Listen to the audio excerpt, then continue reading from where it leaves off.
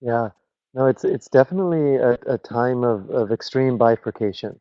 You know, the dark is getting extremely dark, and the resistance is getting stronger. You know, there's a beautiful um, conglomeration of movements and of issues coming together.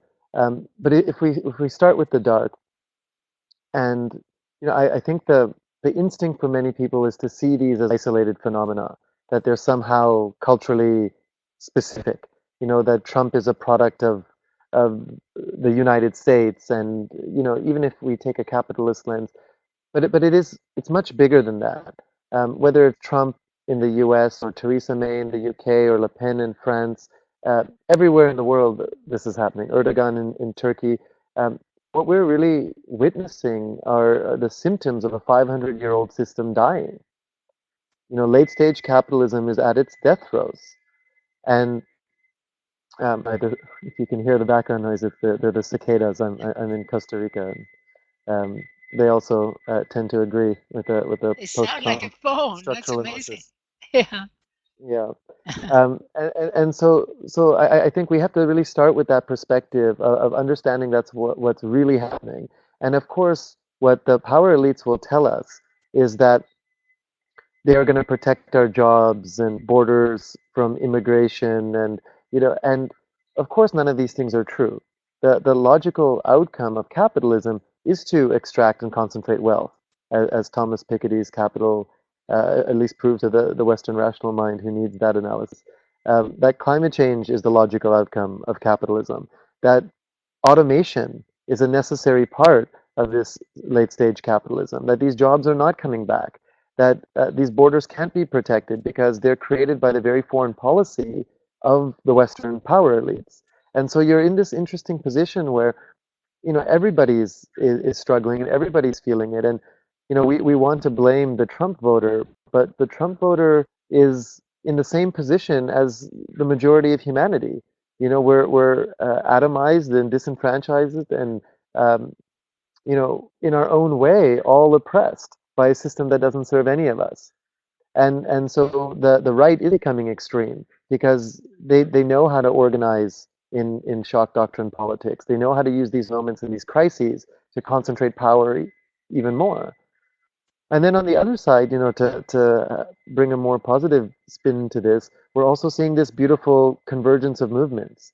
Um, I was at Standing Rock in October for about a week or so, and it was amazing to see uh, the indigenous movements, you know, 300 tribes from North America there, 100 international tribes, as well as the traditional environmental justice movement, you know, Black Bloc anarchists, Burning Man people, New Age people. There's this sort of shift in consciousness that's happening simultaneously, and it is just it is a time of extremism. It's exponential times and a time of bifurcation. I'd like to add something about looking at the dark side and understanding it better. And there, for us, a key issue has been the way that trade treaties have functioned, particularly in the modern era. But when we look back at that 500-year trajectory, let's remember that it was the global traders who created slavery on one side of the world and started building up an industrial money system on the other side of the world. And of course, those who were trading globally, able to produce with slaves on the other side of the world and sell where there was more money to be had, did very well indeed. And this system, as an economic system, has essentially continued. Many of us thought that, that this later developed into colonies. The slaves became colonized and they were no longer officially slaves, but they became economically enslaved. And that then we thought that when the colonies were freed, that they were actually freed, but they were still economically enslaved. And they were enslaved to this emerging globalized system, which after the Second World War was translated into a very conscious strategy. And there were Mm, many well intentioned politicians who really believed that this is the only way to avoid another world war, to avoid another depression. And the way mm, was to integrate all economic activity globally. And this is a stage of capitalism that I'm disappointed that Piketty completely ignores. He doesn't address the start of a monstrous concentration because it was getting the support in the name of free trade. It was getting the support of politicians on left and right, and unfortunately, of the environmental and social movements. Many people on the left who had been very critical of multinational power were not aware of how these trade treaties were giving these multinational banks more and more power. They weren't aware that particularly the banking system being deregulated was not going to be helping any society to generate more wealth. And so there was this massive shift away from politicians supporting, as it were, their own economies, which we have to remember are actually land-based, of course, everything comes from the land, but they've shifted away to supporting this global deregulation, which meant serving on a silver platter the resources and labor of their countries to generation of wealth by mobile multinational banks. So I think what's happened as part of that process has been that they have been actually over-regulating much of the local economic activity. Mm. Especially farmers have been aware of this. And this is why we had the rise of Via Campesina. They were the first as a major movement. Let's remember, let's remind people, that's about 200 million small farmers who were resisting the trade treaty development. But the urban majority were asleep, and that was true of the Western environmental movement as well. So it's taken quite a while for people to wake up to this trade agenda. Now the corporate media wants us to believe that these trade treaties are really good because Trump, who is bad, is opposed to them. And in actual fact, we're seeing, of course, that Trump is again serving, the American people and the resources on a silver platter to corporate wealth concentration, and he just wants a better deal in that Mm. global system. The same with the Brexit leadership. So we have to be alert to this trade agenda, but also I don't want to talk too much, but I just want to say another thing that is key in understanding the voters of Brexit and the voters for Trump is that they have seen their jobs disappearing because of over-regulation, they believe, caused by environmentalists and left-leaning activists. So I've heard leftists say, and I've heard these conservative voters say that the reason why we've lost our jobs is because the left was so, they pushed the labor union rights far too hard.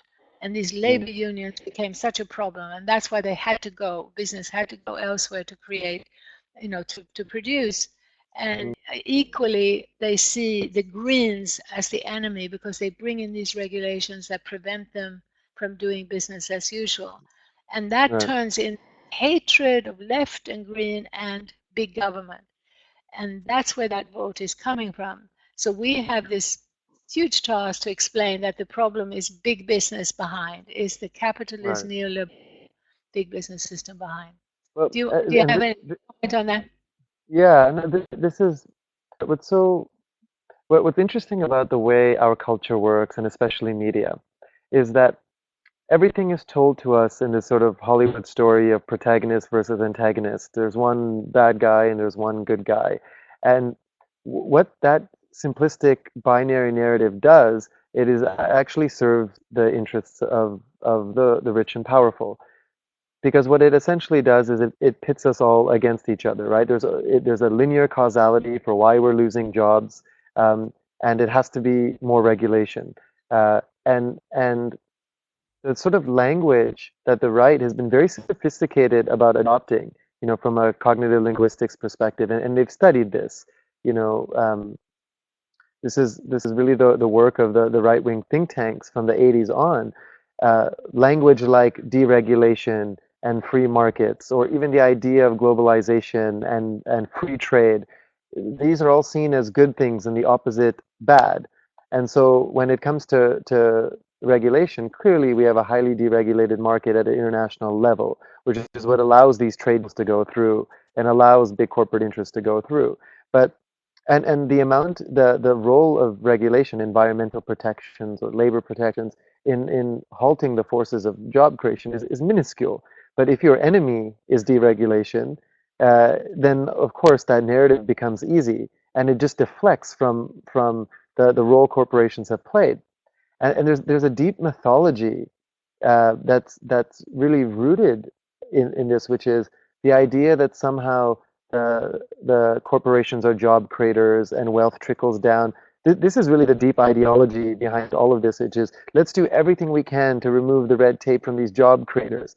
But if you actually look at, so multinational, so we've essentially moved from a power structure where we had 200 nation states to one where we have essentially 1,000 corporations, and it's of course highly undemocratic, right?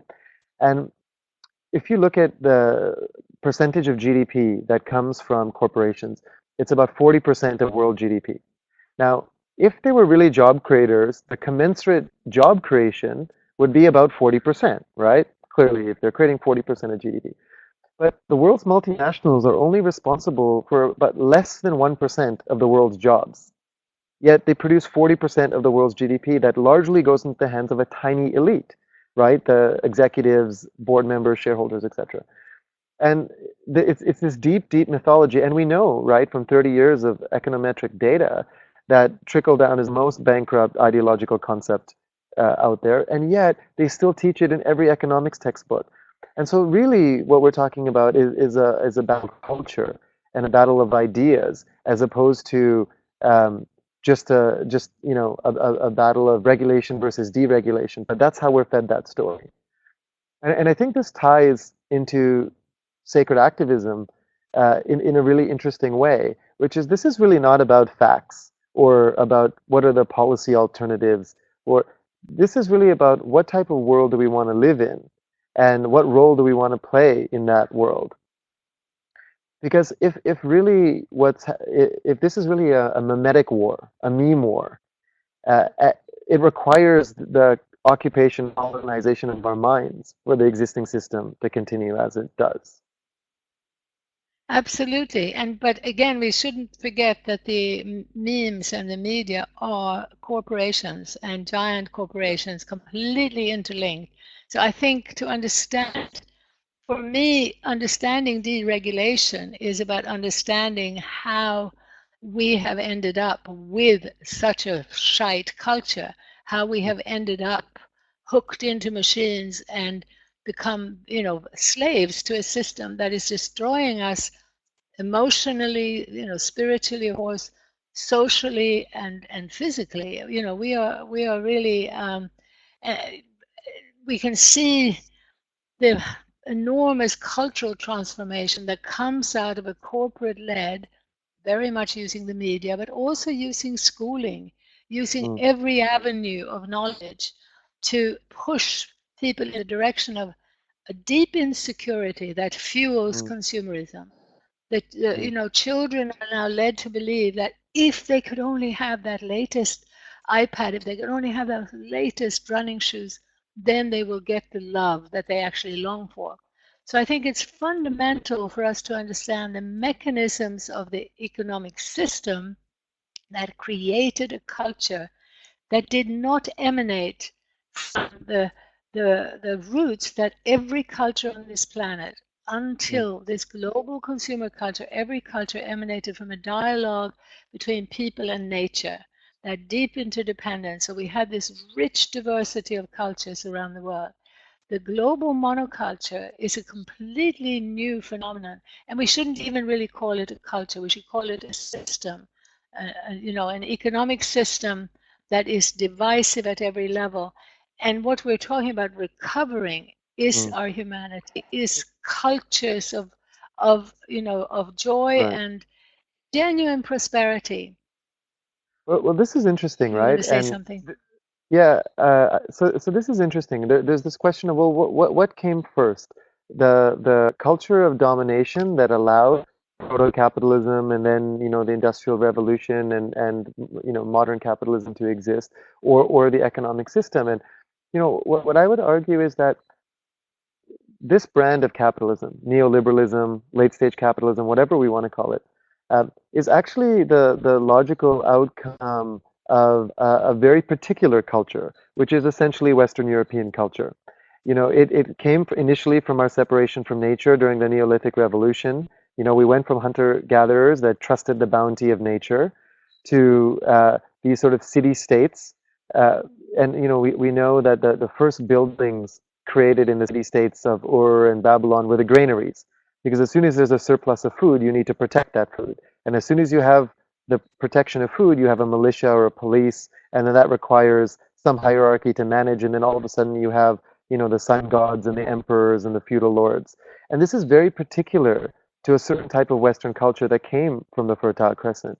And we don't have to get into it, but for all sorts of historical antecedents, the head start on guns, germs, etc., you have this dominant culture that then expanded through empires and colonialism and imperialism and genocide and slavery and everything that is now, you know, the logical inheritor of that is essentially the capitalist system. So at the same time, it's a culture and a system. And as it spreads its sort of cultural milieu through advertising, through Hollywood, through consumer fetishism, etc., through the education system, etc., it simultaneously strengthens the system and strengthens that culture, which is why this battle is. This is not just a policy battle. You know, this is really a spiritual, cultural, economic transition that we have to embrace. And so it's really not about just an economic solution or a political solution. It is deeply spiritual because it really is about the future of humanity, our relationship to nature. And there's no doubt that capitalism creates climate change. You know, every dollar of wealth created heats up our planet. Every dollar of wealth created, roughly 93 cents, goes to the top 1%. So by definition, it creates inequality. So of course they're going to tell us that the only answer is more so-called development, more foreign direct investment, more growth, because they're the greatest beneficiaries of that growth.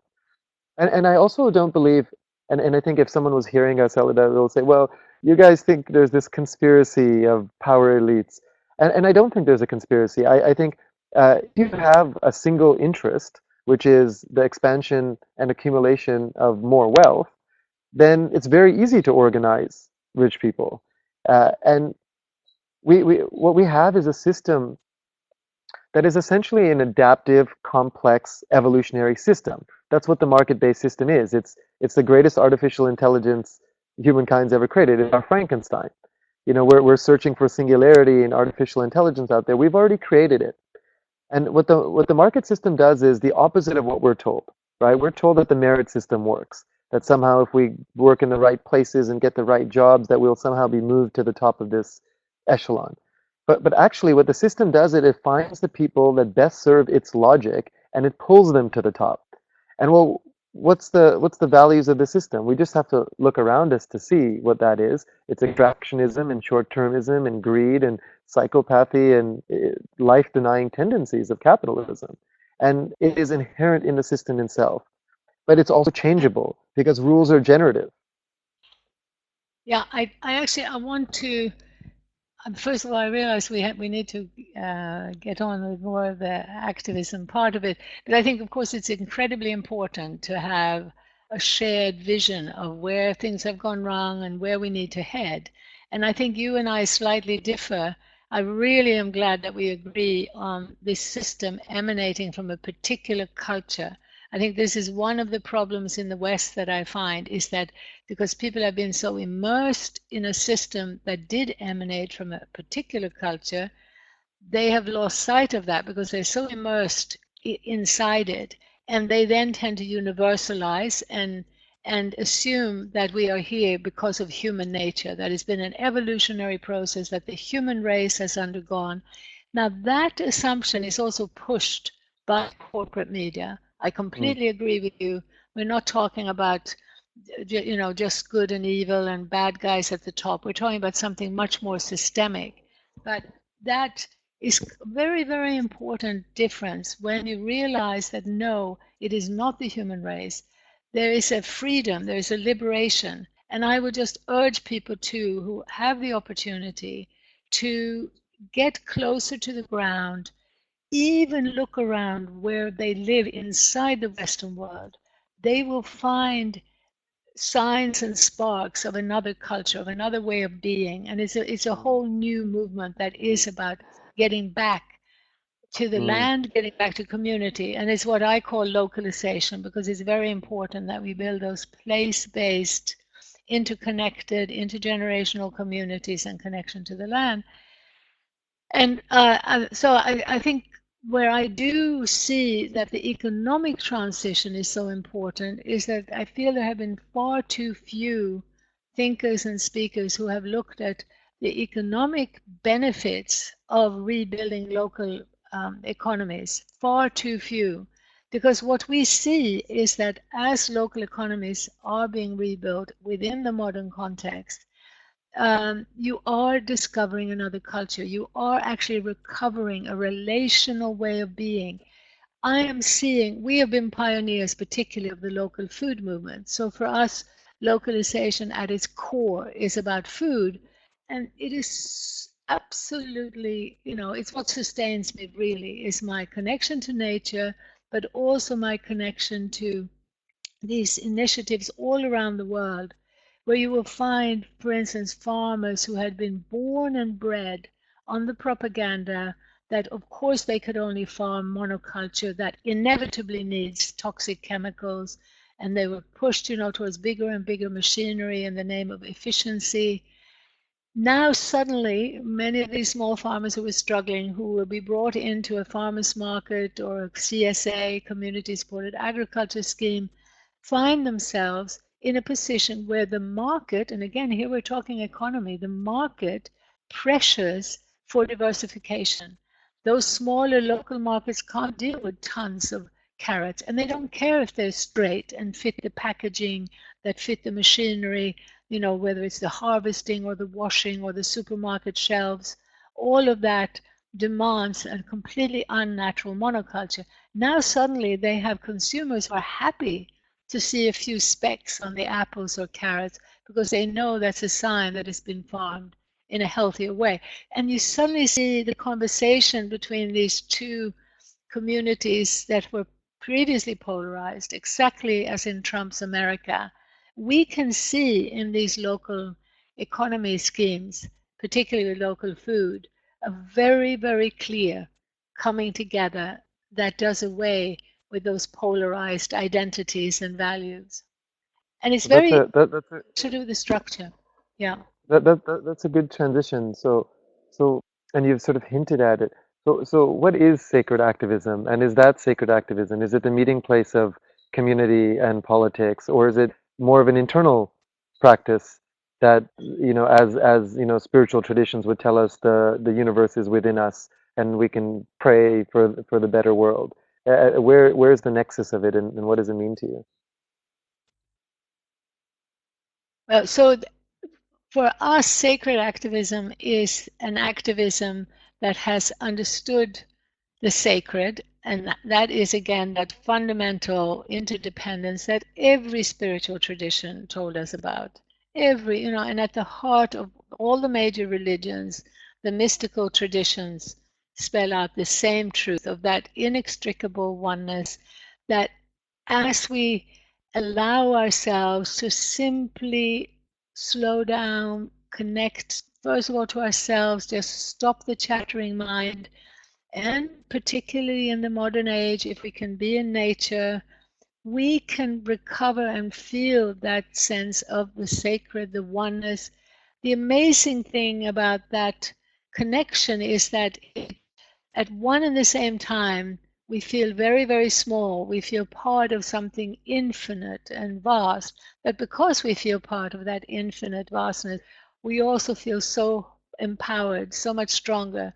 It brings a joy that is, yeah. And anyone who has, I hope many of our listeners have experienced this, and that they can find practices on a daily basis.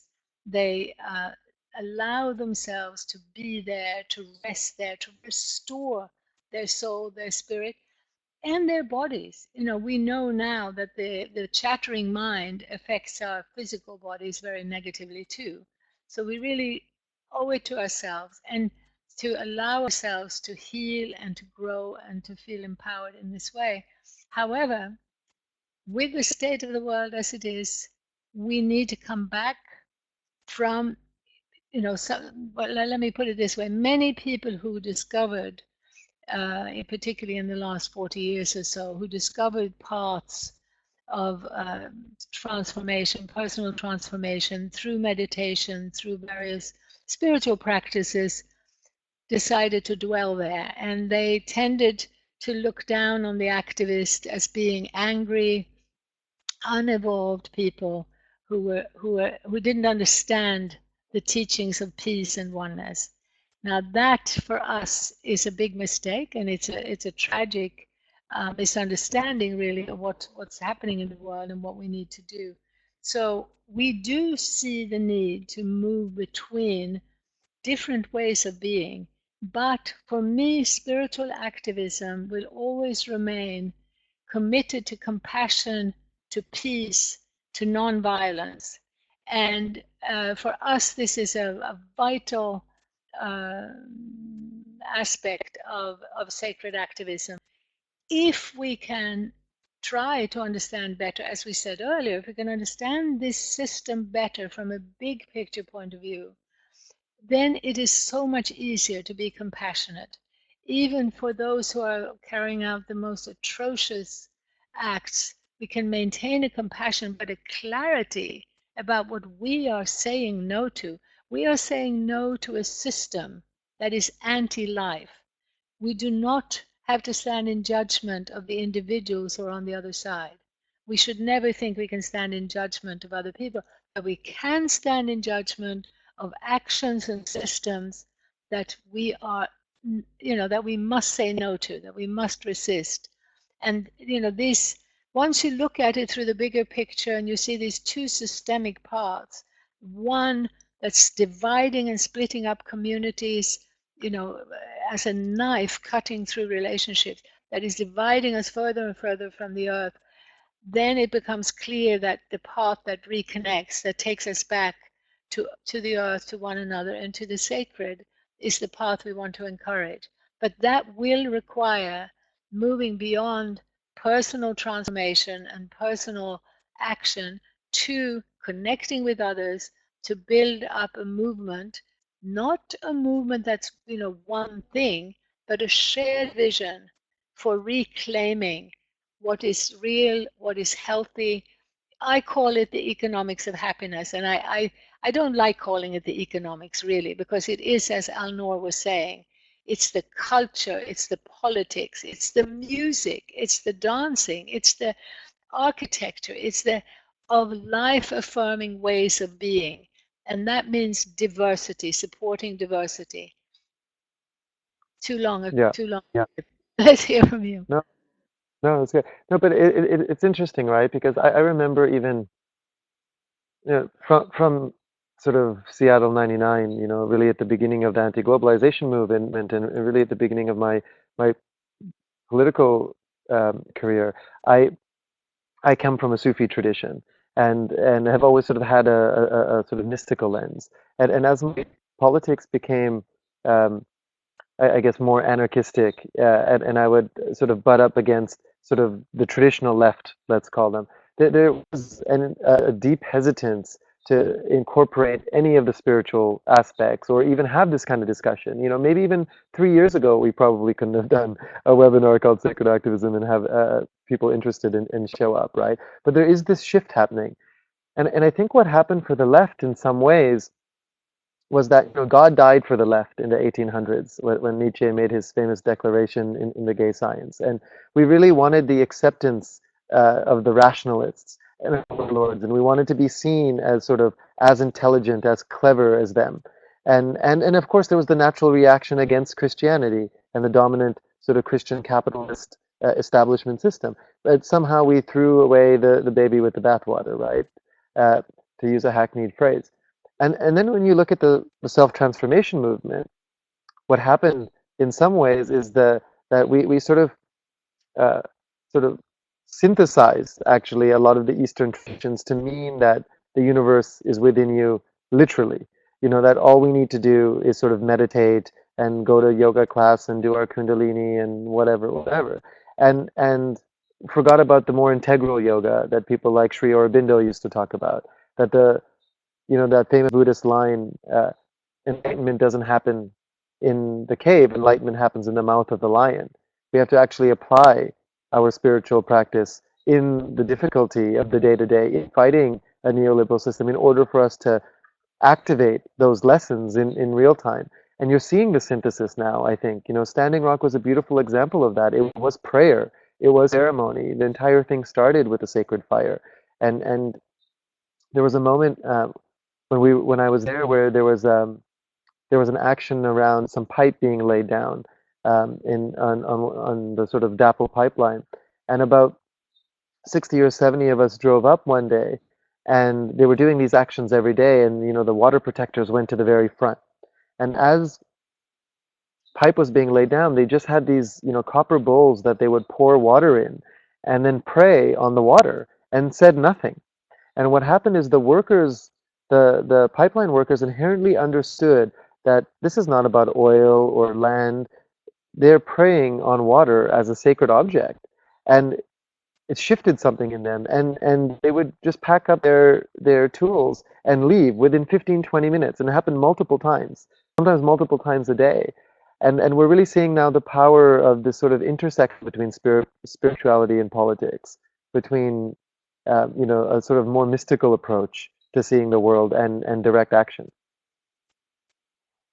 I would argue that I'm a little bit worried about the recovery of the fundaments of a more sacred indigenous way of being, that there can be an over focus on ritual and ceremony. I know that you're not doing that, Alnoor, but I just want to say that in living, you know, now over 40 years in an indigenous ancient Tibetan culture in Ladakh, which is, it's not as fundamentally land-based as some of the Native American cultures, but what I found there was this deep culture, deep community way of deep interdependence, or you know what some people call interbeing.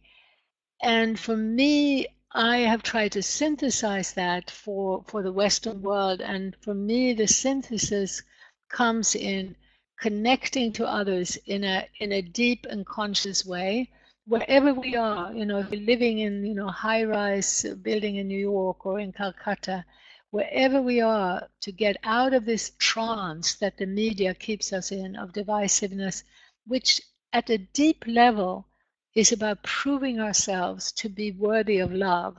And that the message is we've got to be perfect to be worthy, and perfect to be worthy of this respect and love. And that perfection has, you know, certain stereotypes. Ideally, you should be blonde and blue-eyed, and you must have a very nice car, you must have a very nice degree and a very nice fat salary and an important job. Now, these pressures have led to a situation where so many, even, you know, among Westerners who are seeking that reconnection, what they often skip over is how vitally important it would be to just connect with a few people. Find, you know, start with maybe putting up a little flag by showing a film, or seeking out friends, people in the workplace who are like-minded, who are wanting to sit down and think about what is going on in this world of ours, and is there a path, you know, where we can do something about it. And for us, the first step is to try to change the I to a deep we. Now, key in that, beyond ceremony for me, beyond the ceremony and the ritual, a key is being willing to express your vulnerabilities, is to be able to acknowledge that we have our fears, that we have our anxiety, that we're not perfect. We had a difficult mother or father, we have an eating disorder, we have a, you know, being able in a mutual way. It's a very difficult process for many of us in the Western world, but that's one tool that we feel is absolutely fundamental for recovering the sacred and the connectedness. Another tool is actually simple things like singing together. Singing and chanting together is a magical tool, and I don't like to call it a tool. It's a great spiritual gift from the heavens, if you like. I really believe, Yeah. in almost every culture from the beginning of time, people sang together in a non-competitive, non-performing way. It's a connected, making that one sound together, the Om together, an amazing way of experiencing. So those are just some of the more basic tools. And of course, adding ritual to that can be very important. But partly what I see happening there is, very often importing exotic rituals into other contexts. It may not be the most effective and the most, strategic way. Yeah, no, agreed, agreed. And I think when I say ritual in this context, especially with, like, the Sioux tribe, this is their culture, Yeah. and their context. Yes. But it's used in a way that makes sense to nonviolent direct act in a way that's very relevant. And I think we often mistake ritual or ceremony itself as a form of activism, which is a sort of new age definition of sacred Yes. activism, which I think Yeah. is problematic as well. I'm Yeah. also just sensitive of time, so we're at the halfway mark, Wait. 45 minutes, and maybe Yeah. we open it up because I think that was a good initial um, discussion about putting this broader sort of post-Trump world in context and uh, some of the tools we've talked about, and practice, and maybe we open it up to the group and hear what people have to say and where their questions are and what they'd like us potentially to feed into. Good idea. Thank you, Alnoor. Thank you, Helena. And so while we wait for questions to come in, I guess you can just continue talking. Okay. One comment came Well, in. One comment did come in just now, which mentioned the book Sacred Economics by Charles Eisenstein, and highly recommending it. So um, just want to and we want second that. yeah, we want to tell people that he is a close friend and ally, and in our, International Alliance for Localization. And Alnoor, you also work with Charles, don't you? Yeah, not directly, but I know Charles and admire his work and him as a person, um, and think there's a lot of overlap in worldviews, and what I love about that book in particular is that it does go into the deep economic aspects that uh, people in sort of spiritual communities might see as uh, too complex or not for them, or you know because if we don't understand, like, the basics of how that system works, we essentially end up reinforcing the system itself. As Howard Zinn used to say, you can't be neutral on a moving train. The ideology is always there as a background condition. And if you're not cognizant of that ideology, you're enforcing somebody else's. And I think, part of what we were talking about in terms of the new age, but not only the new age, I see that at a deep level, the problem is that we've been trained to see things as static and separate, and we end up specializing, so we specialize, say, in the ritual as part of regaining, our indigenous roots, or, we specialize in a very narrow form of economics that is only at the material level. It's very, very hard for us to remain holistic. And it's a term that's been used a lot in the environmental movement, but I think people haven't been aware of the extent to which in academia and in schooling, the language of systems, interdisciplinary, cultural diversity, and have been co-opted, and all the time have been promoting a mechanistic worldview and an expanding mechanistic system. And I think that when we go back, that is one of the core roots. We initially talk about our separation from nature and how that morphed into uh, totalitarian agriculture and then the sort of rationalistic Enlightenment thought, which is very much with us today. And when we say that this separation started in Western Europe, it's not to say that all Western Europeans or this is part of modern Western European culture. We're all infected by it. It's globalized modern culture. And the key is to understand the boundaries of culture and to then step outside of it. And if we're not critical, and again, another tension point in the New Age movement is this idea of non-judgment. And non-judgment is a bad idea. you know, uh, Yes, we need discernment. And it doesn't mean it has to be emotionally charged, but it means we have to know, and we have to be able to see the light fully and the dark fully in order to know what world we want to live in. exactly. No, that's it. What I was saying. We really need to be able to say clear no and a clear yes. So I call that resistance and renewal, and we need both simultaneously, as you also said in a recent article. And I see other elements that work into this, the non-judgment, also the sense of oneness and interdependence, which is a fundament of the spiritual teachings, has been Mm, misconstrued to embrace globalization, because that's how mm, globalization has been marketed, as bringing us together mm. rather than creating greater freedom for global corporations to extract more wealth from us and from the living world. Right. Yeah, it's one of the great double speaks. I'm just Yeah. looking at the questions, Yeah, I and so noticed a bunch of questions just came in.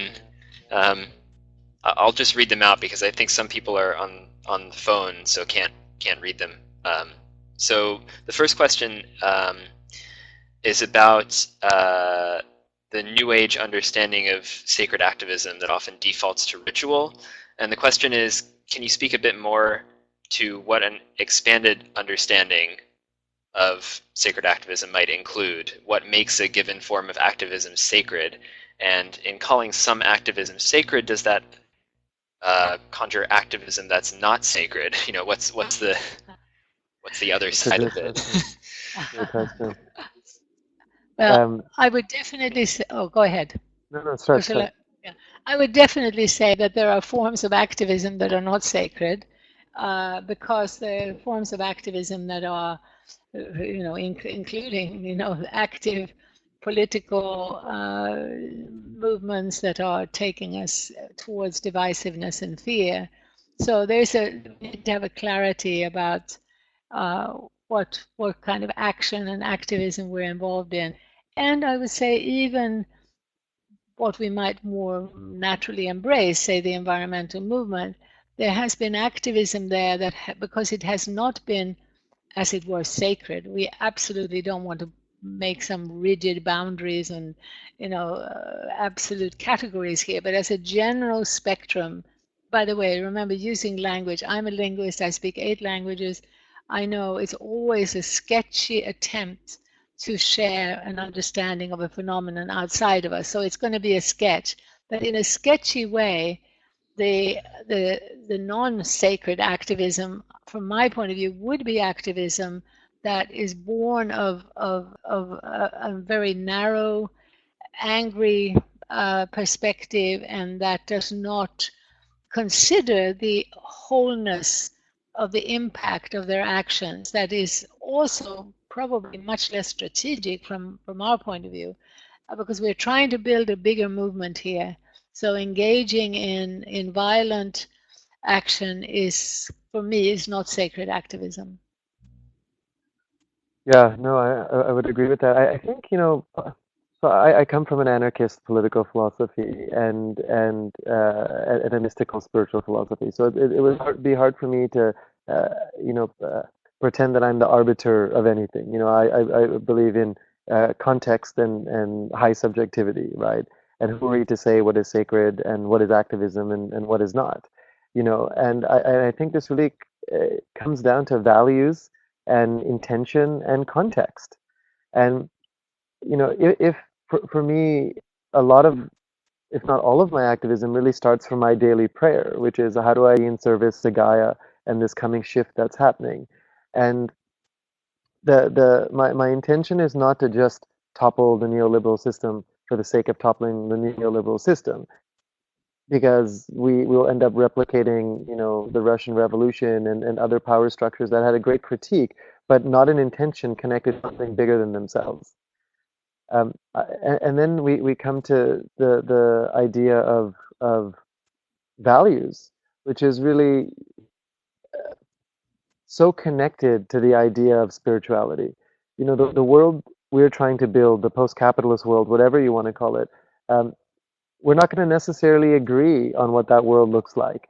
You know, if we all closed our eyes and said, you know, visualize the world in 10 years and the way we want to see it, you know, in detail, education system and healthcare system and roads and community and food systems, we may not agree on the details, but we probably would come very close in our values. You know, we probably would say we want to, we just look at the system now and sort of invert it in some ways, right? We don't want to reward psychopathy and short-termism. We want a world that incentivizes and rewards generosity and altruism and the understanding of interdependence and symbiosis with the natural world and these more, you know, we can call them original wisdom or indigenous values or however you want to frame it. But I think there is a shared set of values that we subjectively know if that form of activism is sacred or not. And then I think it's context. You know, in certain context, the defense of land, even in an extreme way, might be a sacred act. And in another context, it might be an act of terrorism. And I think it's really for us to decide for ourselves and also in community and also in a broader societal structure where we have that shared discourse. Yeah, I I just very want to much mention, agree with oh, that. yeah. Just want to mention Yeah. before I go to the next question, there's a good comment from Alan in chat, kind of just making the quick point that the sacred or sacred action is even bigger than just what we would traditionally consider activism, but it's the whole movement towards degrowth or sufficiency and satisfaction with more what he's calling earthy things. um, so that's definitely a good point. I want to ask another question from the chat. Looking for specific suggestions on practices to introduce intentional compassion as a way to start all gatherings in society so that compassion is remembered as the true core of why we have society rather than materialism/capitalism. Do either of you have any suggestions on ways to do that? Well, I would first of all again urge people to think of this in terms of a human scale direct experience rather than an abstraction that might be implemented, you know, at the national level or in huge public meetings. I think that practice of compassion needs to be cultivated and developed in our experience, you know, in our direct relationships with others. And I think one of the ways comes back to what I said earlier about also cultivating a situation where you're allowed to be vulnerable, where you're allowed to be imperfect. And so it requires the deepening of really truly supportive relationships. It's I want to bring in here what I often talk about, which is the enormous success of Alcoholics Anonymous. You know, what we're seeing is that around the world, the therapies that are helpful in getting over extreme addictions and extreme problems, even violent, you know, men who've been violent to their wives or children, the therapies that we see around the world that are really effective are group therapies, where people come together to share their problems is an essential ingredient. And I think, you know, most of them at a deep level are also connecting people to the sacred. And so the ones that really work well and quickly are connected also to actually going out into nature. And we know many examples of that. So the idea again then is to rebuild face-to-face relationships wherever you can, and to see that as a practice, as part of your spiritual practice, going beyond the I to a we. I hope that's helpful. I don't know if that's clear enough, but I'm afraid I'm talking. So we better hear from Alnoor.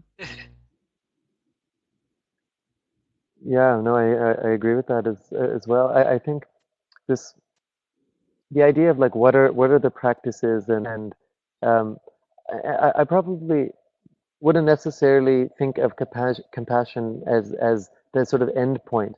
Um, I think of in some ways compassion, and even the spiritual work, even meditation, as sort of like necessary preconditions to the work, and that actually in some ways what we're trying to cultivate is a daily practice. It is a sadhana, and that's to me central to sacred activism is even the words sacred and activism, even the separation in that sense of this is something we do as work.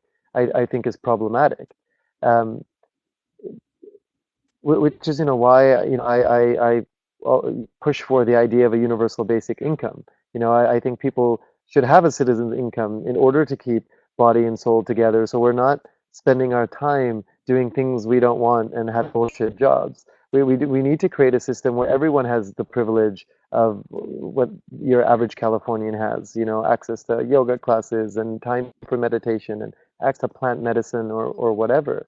And sort of creating those preconditions is the precondition to creating heaven on earth. That none of us are free until all of us are free. And this political work we do is not some separate thing. Activism is not just a sort of a single word definition of our day jobs or some form of political work.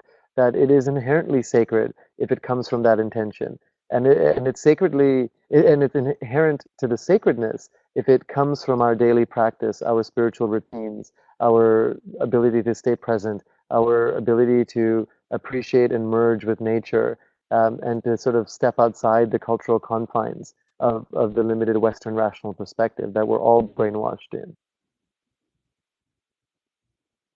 Speaking of the Western perspective, the next question is, I really like this one. It's big picture, but we're all about that. So, question is, I'm interested to hear about how sacred activism can help include spirituality in the Western scientific narrative our Western system is based on, since it seems like there's nearly no space for the great mystery in this purely rational approach to our place in the universe.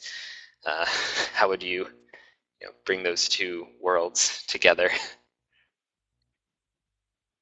Well, I think that there is an intellectual and spiritual tradition of there are certain voices that are trying to bring those together, and they are distinguishing themselves from conventional organized religion. And there's a lot of evidence and truth, I think, about how the major religions have been part of the build-up to a very destructive system. Particularly the Christian organized religion was very much linked to the expansion of this destructive economic system that we're talking about.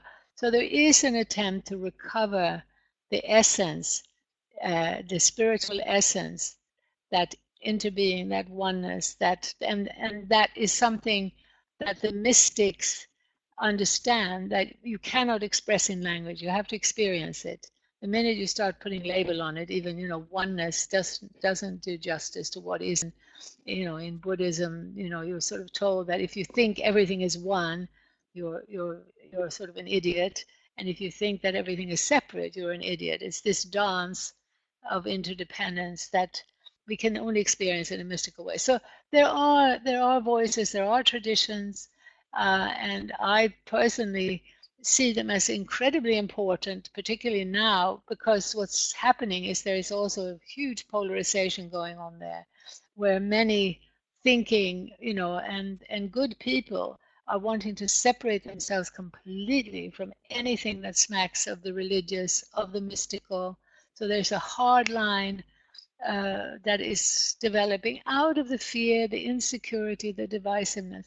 So again and again, as far as I'm concerned, the essence of what we're talking about here is a much broader, deeper view that is inclusive of the whole. Now, what do I mean by that? It's a view that understands the obvious, dependence we have on the living world. I mean, it's been said a million times, that we are part of the earth.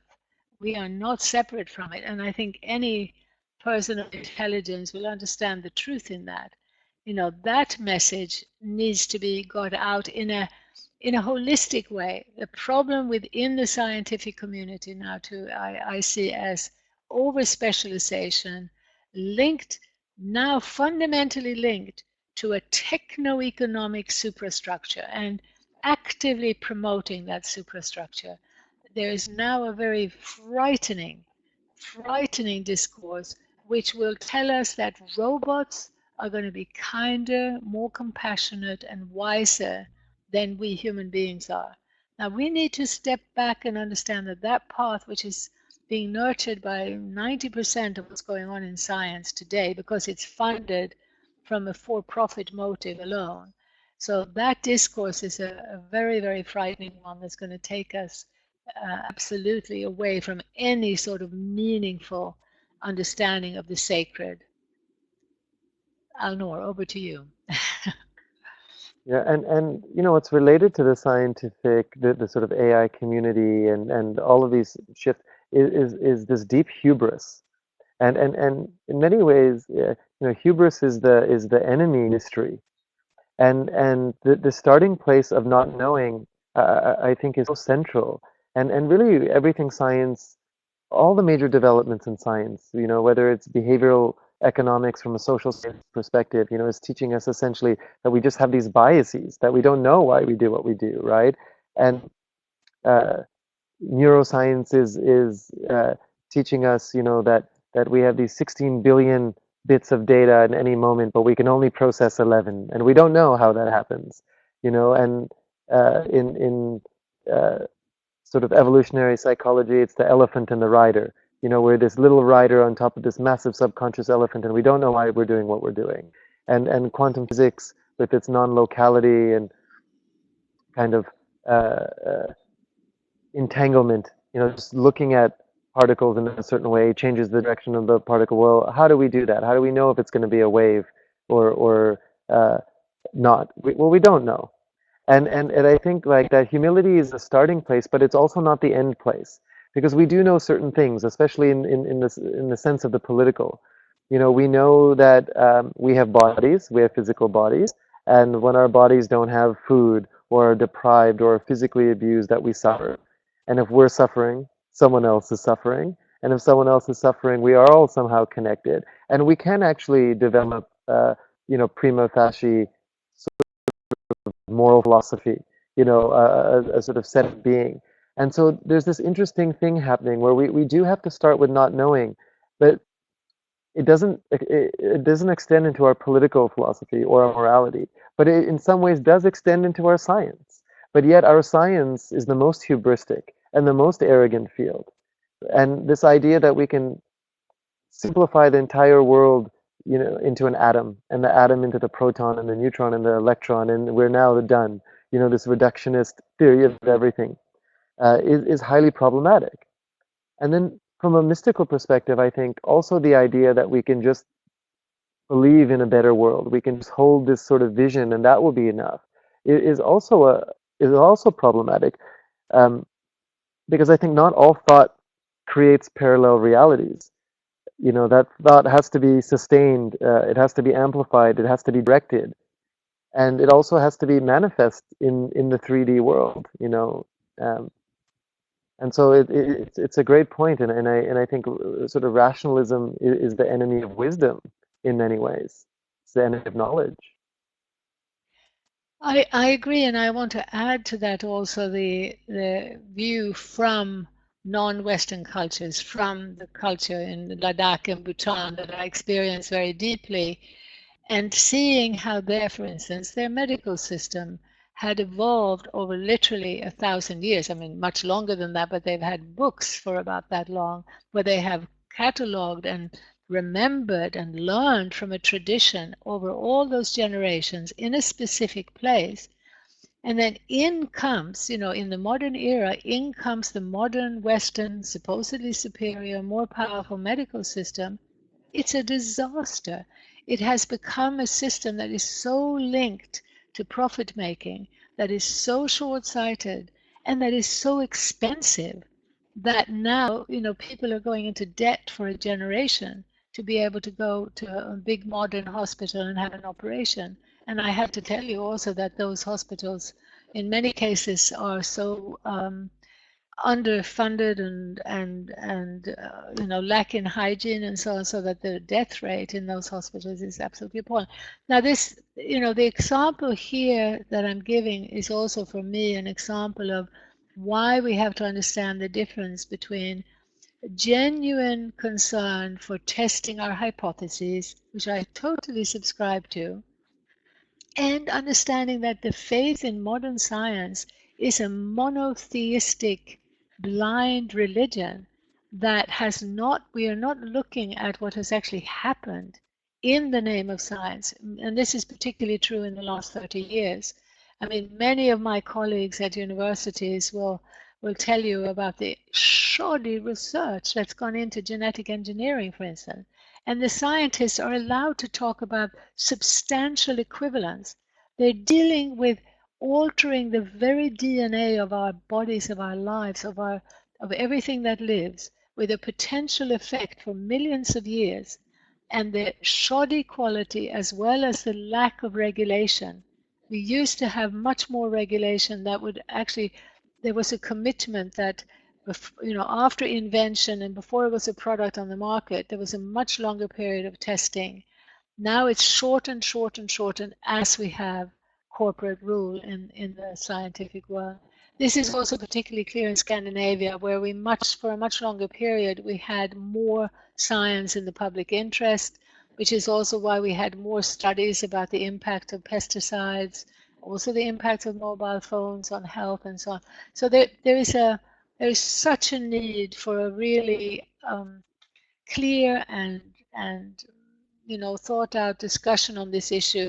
I really worry about the main, in the dominant media, what people are ending up with now is either we have superstition and a complete rejection of any sort of commitment to, as I say, testing your hypotheses, and on the other hand, a blind acceptance of science as a type of religion.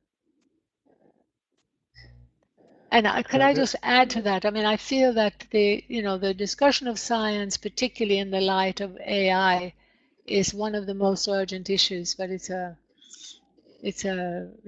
urgent, and I'm not seeing much of it around. I'm not seeing enough of a critique. Are you, Alnoor? I'm horrified by the blind acceptance of it. There's definitely, not enough of a critique, and I think, we just look at where power lies, and this is why the trial analysis and the power analysis is so important. The vast majority of these people went to the same Ivy League schools, are largely white, are largely male, are largely socialized in the same way, and they're determining the fate of humanity. And we're told we should be grateful to them because they're the great innovators. And there's so much mythology that's deeply enwrapped in that of course the sort of establishment media is never going to have a sufficient critique, and there's never going to be sufficient discourse and dialogue around this in consensus culture. There was a question, Sean, I don't know which one you want to field first, but there's one about the occult.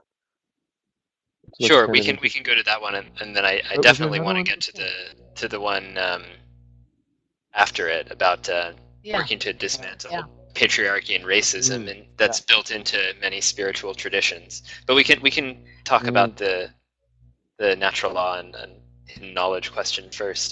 So the question is just, to what extent do you acknowledge natural law and occult or hidden knowledge?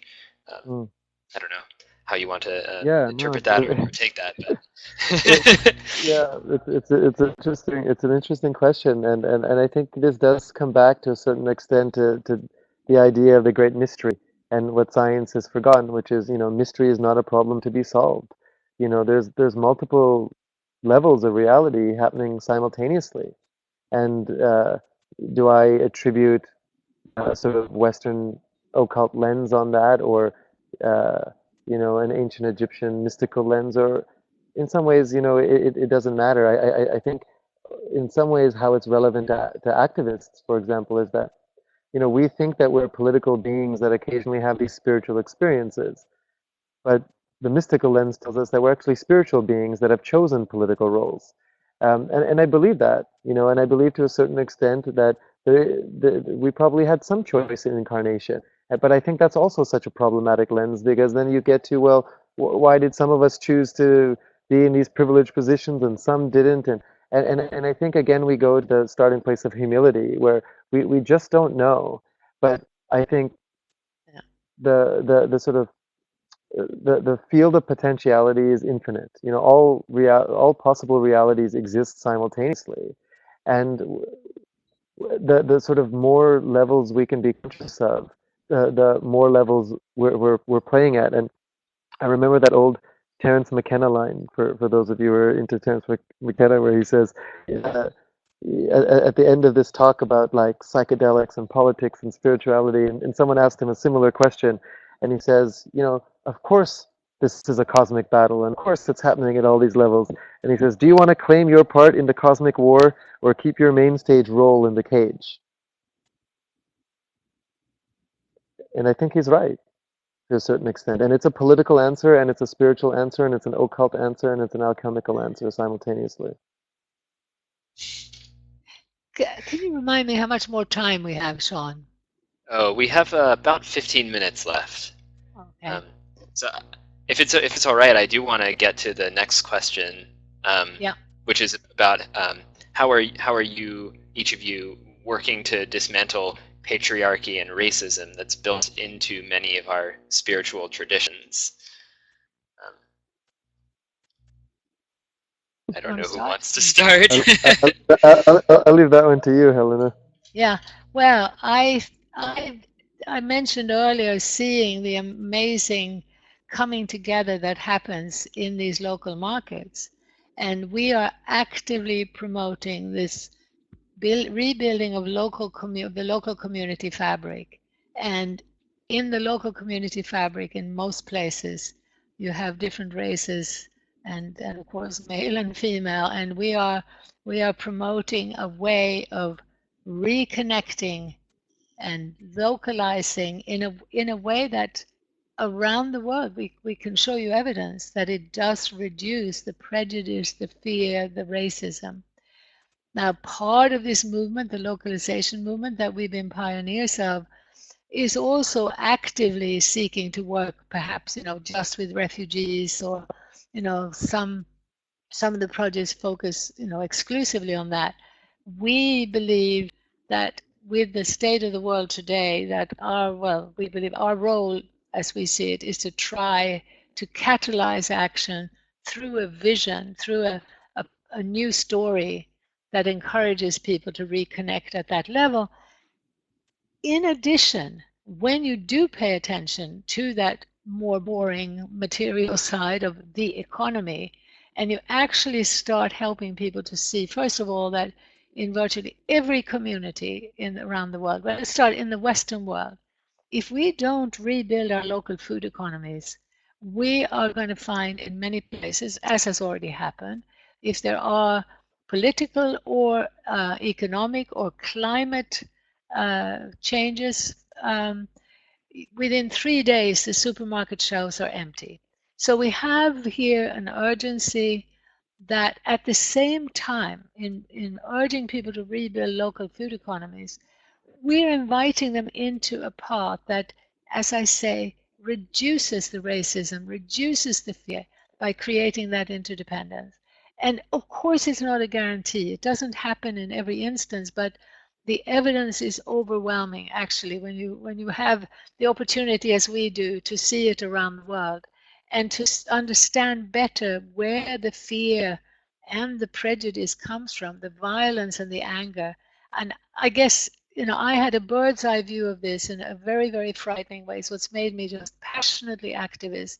I saw the other way around, what happened in Bhutan and Ladakh, when after, speaking the language fluently and experiencing the most amazing, touching interdependence between Buddhists and Muslims in particular, but also some Christians and some Hindus, living in an interdependent way, economically interdependent way, where they literally were supporting each other.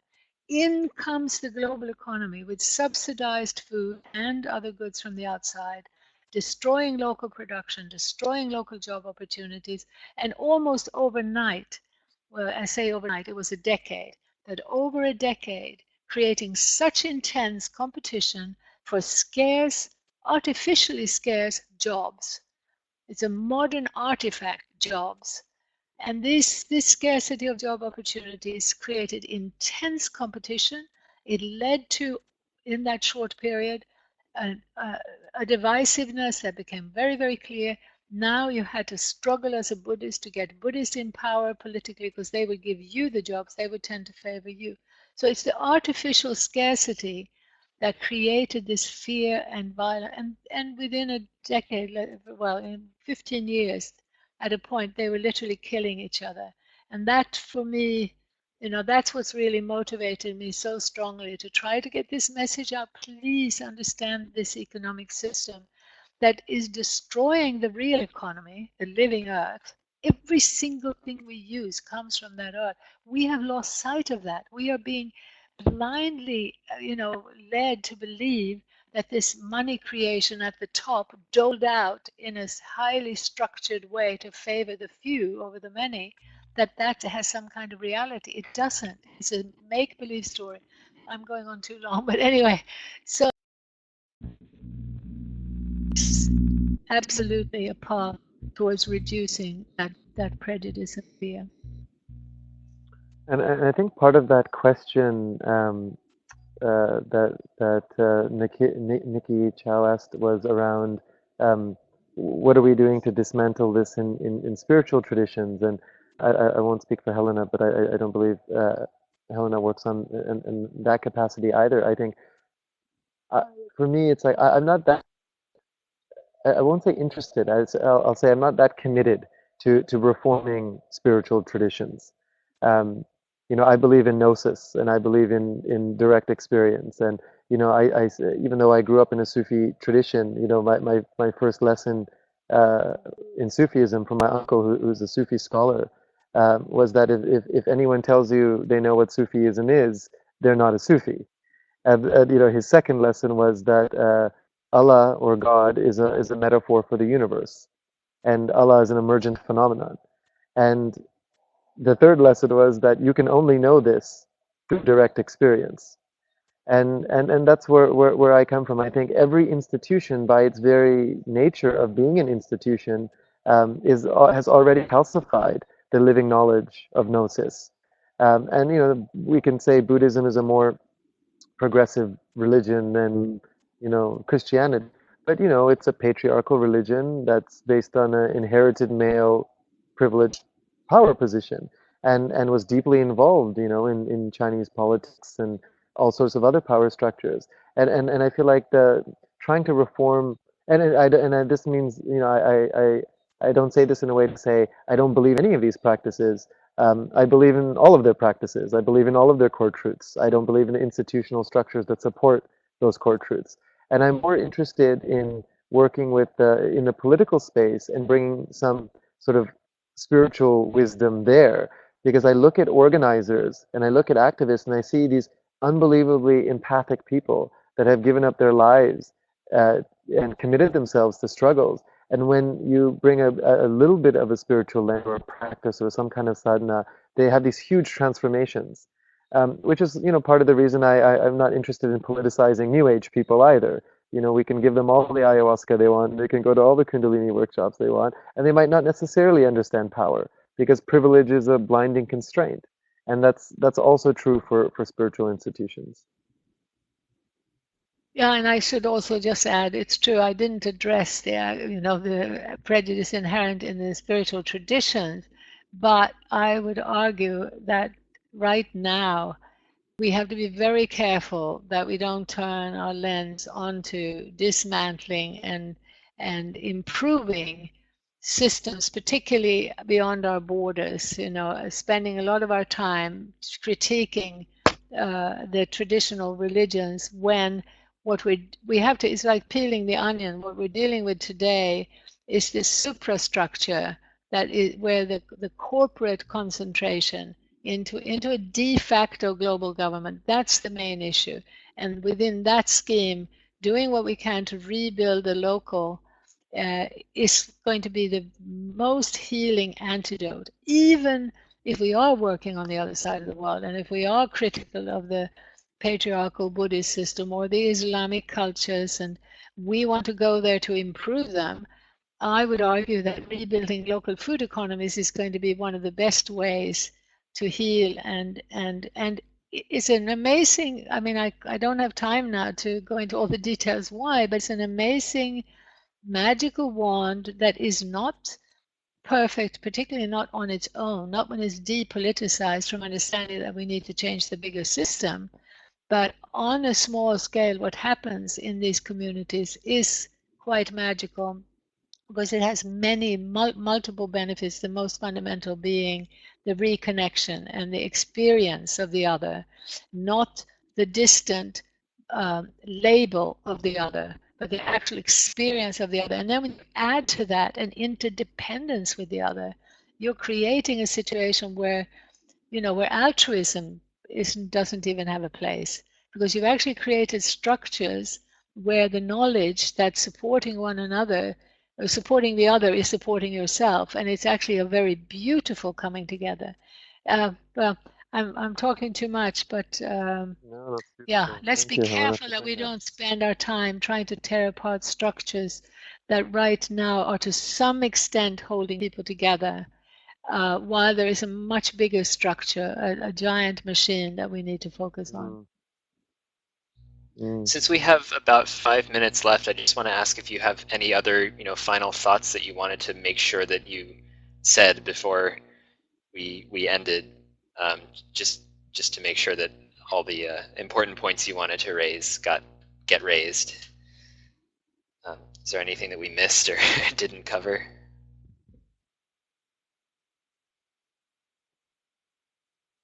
I If not, suppose that I would, I can. yeah, I guess I would urge people to look deeper, to look further beyond the dominant channels of knowledge. That what we find is that the sort of our colleagues around the world, most of them are not even on the web, and it's hard to find those voices. It's hard to see the situation we're in from a bigger picture. Maybe I'd like to mention in that context something that people should know about, but because of the corporate media, most people haven't heard of, and that's the 5-star movement in Italy. And this is just as an example of why I'm saying that one of the most important things is to actually look in an activist way for the meaningful information, the meaningful news. And someone talked about positive news as being sacred. I would argue that many of the magazines and websites that only focus on the positive are not doing us a service. We need to have that clarity about what we need to resist and what we need to renew and support. So it's that clarity that we can gain through looking actively for more news and information. So the 5-star movement is this amazing phenomenon of a comedian in Italy, Beppe Grillo, suddenly saying, we've got Berlusconi as our prime minister. That's a real Trump, Berlusconi. I mean, almost identical to Trump. Outrageous, womanizing, filthy rich, just almost identical to Trump. So this comedian says to the general public in Italy, this is ridiculous. We do not have democracy. We don't have, it's a joke. Politics has become a joke. We need to build a people's movement from the grassroots up to end this corruption. In 6 years, they build up a movement that is powerful enough to go into parliament and to throw Berlusconi out. They do that in a climate where they refuse to use the media, they use the internet, but I think most importantly, they travel around the country and build up local groups that start running at the local political level first. But in 6 years, they go from zero to going in and throwing Berlusconi out. They have stayed in parliament and, very importantly, refused to go into coalition. And they are having a meaningful impact, not enough yet. There is now a female mayor of Rome who's part of Five Star. And on a daily basis, the media in Italy do everything they can to destroy them. I mean, we are working with them. They're using our film, The Economics of Happiness. We're collaborating in other ways. And it's unbelievable when you're in Italy to see how intelligent and strategic the attempts are to undermine them. I mean, and for me then, it is one of the most inspiring political movements I know about in the world, because they have stood for their basic commitments. They give half of their salary back to society. Every member of parliament does. They are not perfect, but they are most of all an example of truly inspiring things happening around the world that we don't get to hear about. So my big message is look more actively. And I hope you follow our small website. We're very underfunded, but we have a very global reach. So I hope you'll follow our other webinars and things that we're up to. Yeah, and just to follow up on what Helena is saying, I think one of my leading thoughts is the revolution is happening. There are beautiful alternatives that are sprouting up everywhere, and whether that's Standing Rock or the Five Star Movement or the Zapatistas in Mexico or all these sort of global protests that are happening of sort of different stripes and fighting resource extraction. And what the media is going to tell us is these are disparate, atomized events that are highly locally contextual. And they're not. This is a reaction against the system that doesn't work for the majority of humanity and definitely not for the planet. And there is no trade-off between doing the self-work and doing this political work. We have to work at the level of self and the inner work at the same time as the level of community and the people around us, and at the same time understanding the superstructure and the system that holds it all together, and they actually all feed each other. And so yeah, I just want to thank everyone who joined the call, and of course Helena, who's really blazed the trail for us all. I was both activists, spiritual activists, however you want to frame it, and local futures, and then everyone on this call who's sort of committed to reconnecting with the intent of a living planet. So thank you. Well, thank you, Alnoor, and I hope everyone looks at the rules at your website too and follows what you do, and hopefully we'll do more things together. It's really, really good to talk. My pleasure. Thanks to both of you as well, and thanks to everyone for all the good questions. In closing, I want to mention that I'll send an email to everyone here with a recording of this webinar and also a transcript of the chat, so you can reference this in the future. And we'll also keep you informed about any future webinars we organize, so stay tuned for that as well. And yeah, I just want to echo what Helena said. We hope to stay in touch with all of you. And I guess with that, we'll officially end the webinar. So thanks again.